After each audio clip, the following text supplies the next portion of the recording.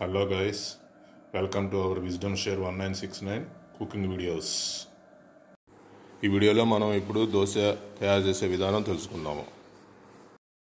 అట్టుపిండికి చేసుకోవడానికి కావాల్సినటువంటి పదార్థాలు అన్నమాట. ఇవి మినపప్పు అంటే చాయగుళ్ళు, దీంట్లో ఏంటంటే ఇంకోటి పొట్టు తీయకుండా ఉండే పప్పులు అయితేనేమో మామూలు మినపగుళ్ళు అంటారు, ఏమో చాయగుళ్ళు అనమాట. చాయగుళ్ళతో అయినా మనం చేసుకోవచ్చు, మామూలు మినప గుండ్లతో అయినా చేసుకోవచ్చు. ఇవి బియ్యం ఏంటంటే మనం కోటా బియ్యం తీసుకోవచ్చు, లేకపోతే మనం ఇంట్లో వాడుకునే మామూలు బియ్యం కూడా పోసుకొని వాడుకోవచ్చు అనమాట. కాకపోతే ఏంటంటే కోటా బియ్యంతో అయితే అట్టు కొంచెం నీట్గా బాగా వస్తున్నట్టుగా ఉంటుంది. మామూలుగా మన బియ్యంతో అయినా కూడా ఎటువంటి ఇబ్బంది లేదనమాట. ఇప్పుడు మామూలుగా ఏంటంటే ఇంట్లో నలుగురు మనుషులు ఉంటాం కాబట్టి నలుగురు మనుషులకి ఒక్కొక్కరు 3 అట్లు తిన్నా కూడా 12 అట్లు, 4 3 12 మందికి కావాల్సినటువంటి అట్టుకి అంటే మనం ఒక గ్లాసున్నర మినపగుళ్ళు, దానికి డబల్ బియ్యము. ఇప్పుడు మనం మినపగుళ్ళు ఒక గ్లాస్ అంటే మనం కాఫీ కప్ గ్లాస్ అంతా తీసుకొని సపరేట్గా వేరే బౌల్లో పోసుకొని ఇప్పుడు ఒక గ్లాసు మినపగుళ్ళు పోసుకుంటున్నాం మనం. ఈ మినపగుళ్ళతో పాటు ఇంకొక అంటే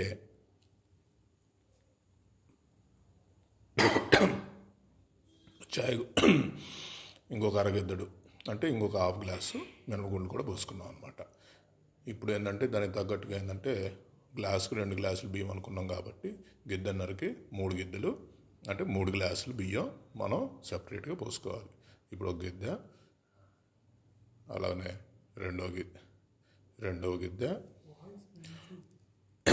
అలాగనే మూడవ గిద్దె. ఈ 3 గిద్దెలు నిండుగా మనం సపరేట్ దాంట్లో పోసేసుకొని శుభ్రంగా ఆ బియ్యము మినపగుండ్లు ఉన్నటువంటి దాన్ని ఒకసారి చేత్తో కలిపి దాంట్లో ఏంటంటే నీళ్ళు పోసుకొని, నీళ్ళు ఏంటంటే మనం గ్లాస్తోనే పోసుకోవచ్చు, అంతునైనా పోసుకోవచ్చు. దీనికి కొలత అంటే ఏం లేదు. అది మునగంగా కొంచెం పైకి తేలేటట్టుగా అంటే ఉన్న పదార్థం అంటే ఉన్నటువంటి మినపగుళ్ళ కన్నా కూడా ఎక్కువ నీళ్లు పోసి దాన్ని శుభ్రంగా అంటే మినపగుళ్ళు బియ్యం ఉన్నటువంటి దాన్ని శుభ్రంగా పిసికి, ఎంత పిసికితే అంత డస్ట్ ఏమన్నా ఉన్నా కూడా శుభ్రంగా క్లీన్ అవుతుంది.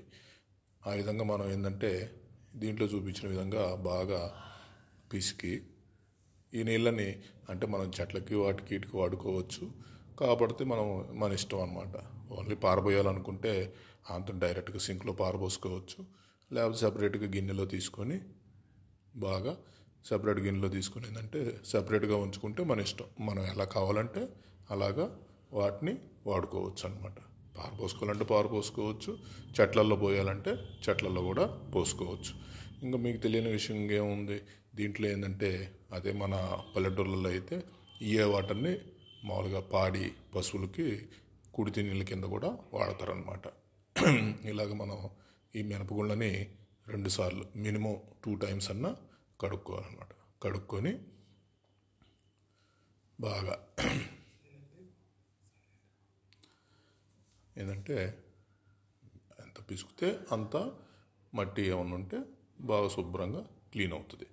అది ఆ విధంగా ఏంటంటే మనం చూపించిన విధంగా బాగా పిసికి నీళ్ళని సపరేట్ గిన్నెలో ఉంచుకొని శుభ్రంగా ఆ నీళ్ళని మొత్తం కూడా శుభ్రంగా ఉంచుకోవాలి. ఉంచుకున్న తర్వాత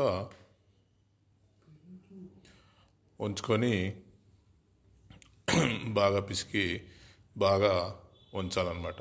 ఉంచేసి నీళ్ళు ఏం లేకుండా చూసుకొని దాంట్లో ఏంటంటే ఇప్పుడు ఫ్రెష్ వాటర్ దాంట్లో అంటే ఇప్పుడు మనం నీళ్ళు వంచేసాం కదా, నీళ్ళు వంచేసిన తర్వాత ఈ చాయగుళ్ళు బియ్యము ఉన్నటువంటి కంటైనర్లో ఆ మినపగుళ్ళు మునిగిపోయే వరకు, ఆ పైన కూడా మినపగుళ్ళు మునిగిపోయే వరకు, తర్వాత ఆ మినపగుండ్ల పైన కూడా దాదాపు ఒక 2 గ్లాసుల నీళ్ళు ఉండేటట్టుగా అంటే నీళ్ళు ఎంత ఎక్కువ పోసుకున్నా ప్రాబ్లం ఏం లేదు, ఎలాగో వంచేయ కాబట్టి సమస్య ఏమి ఉండదు.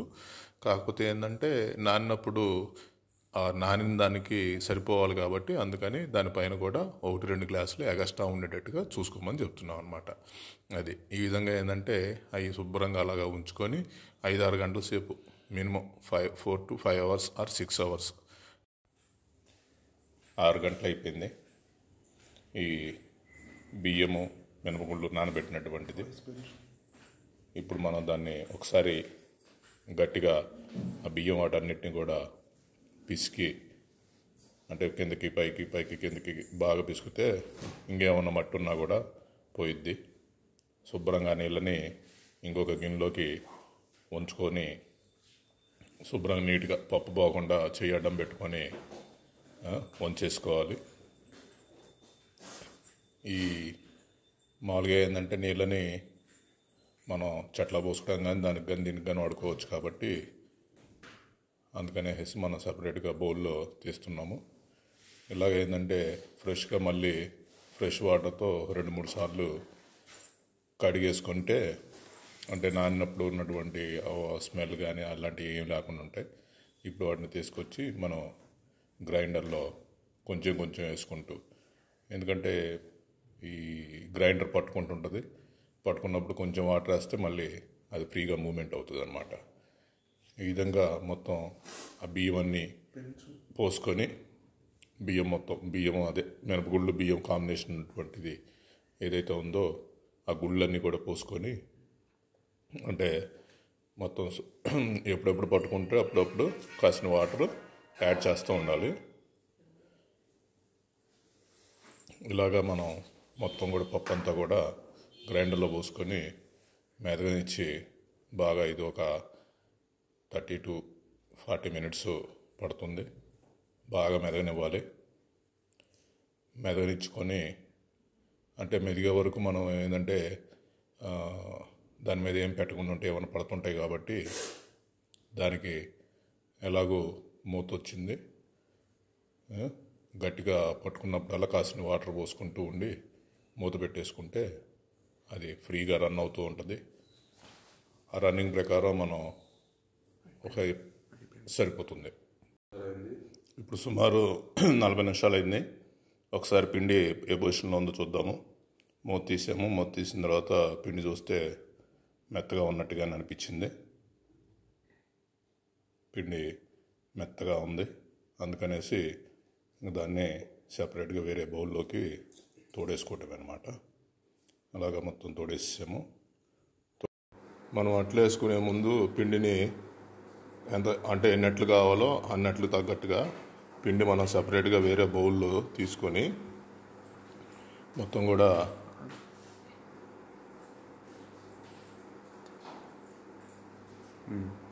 తీసుకొని ఆ పిండిలో అంటే దానికి తగ్గట్టుగా ఉప్పు ఒక 1/2 స్పూన్ కానీ 1 స్పూన్ కానీ మన పిండికి తగ్గట్టుగా ఉప్పు వేసుకొని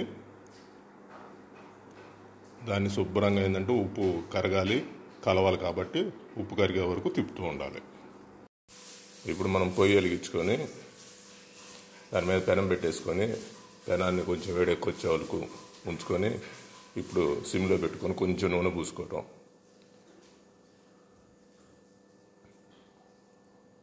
కొంచెం నూనె పూసుకొని ఆ నూనె కూడా పెనం నిండా కూడా అయ్యేటట్టుగా శుభ్రంగా స్ప్రెడ్ చేసుకోవడం అనమాట. తిప్పుకొని ఇప్పుడు మనం అట్టుపిండి ఏదైతే కలిపామో ఆ పిండి 1.5 గంట మన తగ్గట్టుగా ఎంత సైజు కావాలో అంత సైజు తగ్గట్టుగా మనం 1-1.5 స్పూన్ అంటే గంట వేసుకొని శుభ్రంగా పెనం ఎంత ఎడల్పు కావాలో ఆ విధంగా మొత్తం కూడా స్ప్రెడ్ చేసుకోవాలన్నమాట. స్ప్రెడ్ చేసుకొని ఇందాక మంట సిమ్లో ఉంచాం కాబట్టి ఇప్పుడు మంట పెంచుకోవచ్చు. మంట పెంచుకొని అది కొంచెం ఉడుకుతుంటే మనకు అర్థమవుతుంటుంది. మొత్తం కూడా పిండి అంతా కూడా పోయి ఇది అవుతుంది. తర్వాత ఒకసారి మొత్తం అయిన తర్వాత శుభ్రంగా తీసుకొని తిప్పేసుకోవాలన్నమాట. తిప్పేసుకొని కొంచెం వేడెక్కవచ్చు, అంటే ఆల్రెడీ ఉడికింది కాబట్టి కొంచెం వేడి వస్తే సరిపోతుంది. ఎంత ఒక 6 నిమిషం పాటు అంతుని ఉంచేసి శుభ్రంగా వేరే ప్లేట్లోకి సర్వ్ చేసుకోవచ్చు అన్నమాట. ఇప్పుడు మనం కొబ్బరి చట్నీకి తయారు చేసుకోవడానికి కావాల్సిన పదార్థములు: శనగపప్పు, మనకు కావాల్సినట్టు కొబ్బరి చట్నీ కావాల్సిన శనగపప్పు, ఉప్పు, కొబ్బరి, తర్వాత చింతపండు, పచ్చిమిర్చి, ఇలాగ ఈ 5 ఐటమ్స్ని మనం పచ్చిమిర్చిని శుభ్రంగా కడుక్కొని దాని తొడియాలన్నీ కూడా తీసి ముక్కలుగా చేసుకొని మిక్సీలో ముక్కలుగా చేసుకొని, అంటే ఎంత చిన్న ముక్కలుగా చేస్తే మిక్సీలో మనకు అంత బాగా మెదిగిద్ది. కాబట్టి మనం ముక్కలుగా చేసుకున్నాము. ఈ ముక్కలను తీసుకెళ్ళి మిక్సీలో వేసుకుంటున్నాం అన్నమాట. మిక్సీలో వేసుకుంటే దాని తర్వాత ఎందుకు ఫస్ట్ పచ్చిమిర్చి ఎందుకు వేసుకుంటున్నాం అంటే కింద బ్లేడ్లో అతుక్కోకుండా ఉంటుంది. శనగపప్పు అలాంటివి పోస్తే ఏంటంటే కింద బ్లేడ్ కింద ఏంటంటే శనగపప్పు అతుక్కోవడానికి స్కోప్ ఎక్కువ ఉంటుంది. కాబట్టి మనం పచ్చిమిర్చిని ముక్కలుగా చేసుకొని ముందు పచ్చిమిర్చి వేసి తర్వాత శనగపప్పు, మామూలుగా మనకి 5 మనుషులకి 4 మనుషులకి అనుకున్న 20 ఇడ్లీకి ఏంటంటే ఒక గ్లాసున్నర చట్నీ సరిపోతుంది. ఈ గ్లాసున్నర పప్పు మిక్సీ గిన్నెలో పోసుకున్నాము. మిక్సీ గిన్నెలో పోసుకున్న తర్వాత దాంట్లోకి మిగతాయి ఏవైతే ఉన్నాయో చింతపండు కూడా శుభ్రంగా కడిగి కొంచెం చింతపండు దాంట్లో మిక్సీ గిన్నెలో వేసుకున్నాము. ఆ తర్వాత కొబ్బరి కూడా ఏంటంటే మన తగ్గట్టుగా, బాగా కొబ్బరి ఎక్కువ కావాలనుకుంటే ఎక్కువ వేసుకోవచ్చు, తక్కువ కావాలంటే తక్కువ వేసుకోవచ్చు. మా ఇంట్లో ఏంటంటే కొబ్బరి ఆల్రెడీ తురుముబట్టినటువంటి కొబ్బరి వేసేసాను అనమాట. బాగా కొబ్బరి ఏంటంటే బాగా మెదగడానికి ఎక్కువ స్కోప్ ఉంటుంది తురుముబట్టిన కొబ్బరి అయితే కనుక. ఇప్పుడు మనం కొబ్బరి, శనగపప్పు, దీంట్లో మనం చింతపండు ఇవన్నీ కూడా వేసుకున్నాము. పచ్చిమిర్చి ఇవన్నీ. ఇప్పుడు దీన్ని ఉప్పు ఎంత అంటే తగినంత అంటే ఒక 1/2 స్పూను, ఎందుకంటే పులుపు కారము దీన్ని బట్టి మనం వేసుకుంటాం అన్నమాట. కారం మిర్చి కనుక బాగా ఘాటుగా ఉంటే కొంచెం ఉప్పు ఎక్కువ వేయాల్సి ఉంటుంది, మామూలుగా అయితే కొంచెం తక్కువ వేసుకోవచ్చు. దీన్ని మిక్సీ జార్లో వేసుకున్నాం కాబట్టి మిక్సీ వేసుకుంటే మిక్సీలో బాగా మెదిగే వరకు, అంటే ముందు పొడిగానే వేసేసుకుంటున్నాము నీళ్ళు పోయకుండా. ఈ పొడి చూస్తే మనకి అర్థమవుతుంది పొడిగా ఉంది కదా. దీన్ని ఒకసారి మొత్తం కింద నుంచి పై దాకా ఒకసారి కలిదిప్పి పిండి అంతా కూడా దాంట్లోకి ఏంటంటే సఫిషియెంట్ వాటర్ పిండి అంతా కూడా కింద నుంచి పై దాకా కలిదిప్పుతున్నాము. కలిదిప్పి దాంట్లో ఆ పిండి బాగా, అంటే పిండికి తగ్గటువంటి వాటర్, మంచినీళ్ళు పోసుకొని ఒకసారి మళ్ళీ పైకి కిందకి కలిపితే అది ఎక్కడ కూడా పట్టుకోకుండా పైకి కిందకి బాగుంటుంది. అంటే మనకు వాటర్ అర్థమవుతూ ఉంటాయి మనకి. తగినంత వాటర్ పోసుకోమని చెప్తాం.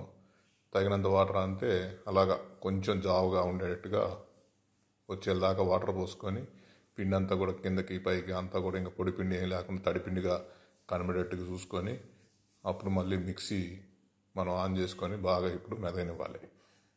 అంటే మెదగనిస్తే ఏంటంటే శుభ్రంగా మెదిగిద్ది. 1-2 సార్లు మళ్ళీ చూసుకొని ఇంకా మెదగలేదు కాబట్టి మళ్ళీ కాసిన నీళ్లు పోసుకొని, అంటే కొంచెం గట్టిగా ఉన్నట్టుగా ఉంది కాబట్టి పిండి అంతా కూడా మళ్ళీ కొంచెం నీళ్లు పోసుకొని మళ్ళీ ఇంకొకసారి కలిదిప్పుకున్నాము. కలిదిప్పుకొని మళ్ళీ కాసిన నీళ్ళు పోసుకున్నాము. ఎందుకు మెదటానికి బాగా ఫ్రీగా తిరగాలన్నమాట. చట్నీ అంతా కూడా ఫ్రీగా తిరిగి బాగా ఇదేటట్టుగా. ఇప్పుడు చట్నీ మొత్తం కూడా 1-2 సార్లు మనకు కనబడుతూనే ఉంటుంది, బాగా మెదిగిందా లేదా అని మనకు అర్థమవుతూనే ఉంటుంది సౌండ్ను బట్టి. ఇప్పుడు ఈ చట్నీ చూసుకుంటే మనకి ఇప్పుడు ఎలా ఉంది, బాగా పచ్చగా ఉన్నట్టుగా ఉంది కొంచెం. ఎందుకంటే మనం వేసినటువంటి పచ్చిమిర్చి కొంచెం ఘాటైనటువంటి పచ్చిమిర్చి కాబట్టి అలా ఉంది. ఇంకా కొంచెం పలుగ్గానే ఉన్నట్టుగా కనబడుతుంది అనేసి మళ్ళీ ఇంకొంచెం సేపు మిక్సీ ఆడిస్తున్నాము. ఇలాగా అంటే మెరిగే వరకు మనం ఇలాగా కొంచెం నీళ్ళు పోసుకుంటూ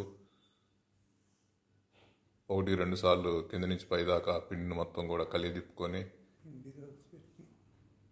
ఈ చట్నీ పిండి ఏదైతే ఉందో చట్నీ పిండి కింద నుంచి పైదాకా కూడా 1-2 సార్లు కింద నుంచి పైదాకా కలిదిప్పుకొని మనం 1-2 సార్లు అంటే పూర్తిగా మెదిగిందా లేదా అన్నది చూసుకుంటూ వేసుకుంటూ మిక్సీని మనం ఆడించుకుంటూ బాగా మెదిగే వరకు కూడా మిక్సీని అలాగనే కంటిన్యూ చేయాలి. లోలో, మీడియంలో, హైలో అలాగా ఫాస్ట్గా మనం చేసుకుంటే చట్నీ బాగా కూడా మెదిగిద్ది. చట్నీ ఇప్పుడు బాగా మెదిగినట్టుగా అనిపిస్తుంది.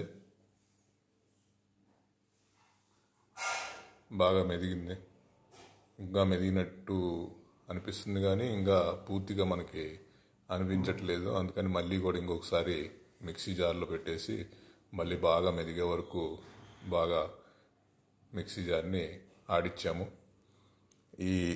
ఇప్పుడు చూసి ఇది బాగా మెదిగినట్టుగా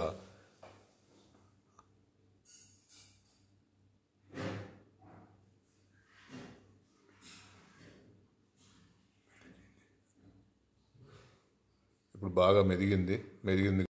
చట్నీ బాగా మెదిగింది. చట్నీని తీసుకొని వచ్చి తాలింపు వేయాలి కదా. తాలింపు కోసం మనం చిన్న కళాయి ఒకటి కడుక్కొని పెట్టుకున్నాము. స్టవ్ వెలిగించుకొని ఆ స్టవ్ మీద అది బాగా వేడెక్కితే దాంట్లో ఉన్నటువంటి వాటర్ కంటెంట్ అంతా కూడా క్లియర్ అయ్యి బాగా వేడిగా వస్తుంది. వేడిగా వచ్చే వరకు మనం వెయిట్ చేసి శుభ్రంగా 1-2 సార్లు చూసుకొని, అంటే వాటర్ ఉంటే ఏంటంటే మనకి వాటర్ ఉంటే మనం అది నూనె వేసినప్పుడు చిందుతుంది కాబట్టి వాటర్ పోయే వరకు మనం వెయిట్ చేయాలి. వెయిట్ చేసి ఇప్పుడు బాగా ఏంటంటే ఆ కళాయి బాగా వేడెక్కింది. వేడెక్కిన తర్వాత మనం నూనె అంటే పల్లి నూనె కానీ సన్ఫ్లవర్ ఆయిల్ కానీ ఏదైనా తాలింపు నూనె 1 స్పూన్ నూనె పెట్టుకొని దాంట్లో ఏంటంటే కొంచెం గరంగా నూనె వేడెక్కే వరకు వెయిట్ చేసి, వేడెక్కిన తర్వాత దాంట్లోకి 1 స్పూన్ కానీ 2 స్పూన్లు కానీ తాలింపు గింజలు అంటే పోపు గింజలు వేసేసి శుభ్రంగా దాన్ని బాగా కలిదిప్పి, అంటే మాడిపోకుండా చూసుకుంటూ కలిదిప్పుకోవాలన్నమాట. ఉన్నటువంటి మొత్తం గింజలు మొత్తం కూడా ఎర్రగా వచ్చే వరకు వెయిట్ చేసి దాంట్లో మనం ఈ ఇంగువ కూడా కొంచెం వేసుకొని శుభ్రంగా కలిదిప్పుకుంటే మనకి మొత్తం కూడా ఫ్లేవర్ రెడీ అయింది. దీన్ని చట్నీ వేసుకొని చట్నీలో మనం దీన్ని వేసేసుకొని శుభ్రంగా కలిపేసేస్తున్నాం అన్నమాట. ఇది బాగా ఇప్పుడు కలిపితే ఏంటంటే చట్నీ కూడా బాగా వంట బట్టి చట్నీ బాగా టేస్టీగా వస్తుంది అన్నమాట.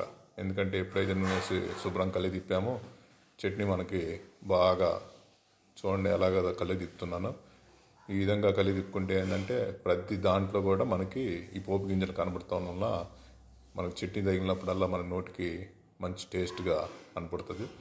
ఒకసారి మనం అంటే ఉప్పు, కారము ఇదంతా కూడా సరిగ్గా సరిపోయిందో లేదో అనేసి ఒకసారి టేస్ట్ చేసి చూడటానికి చేతిలో మనం కొంచెం వేసేసుకొని టేస్ట్ చేసుకుంటే అది